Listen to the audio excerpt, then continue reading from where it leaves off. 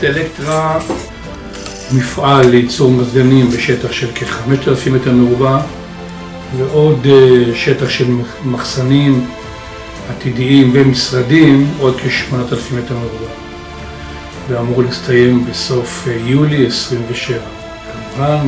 להודות לכל חברת שמיר על כל שלוחותיה, המשרד, הבעלים,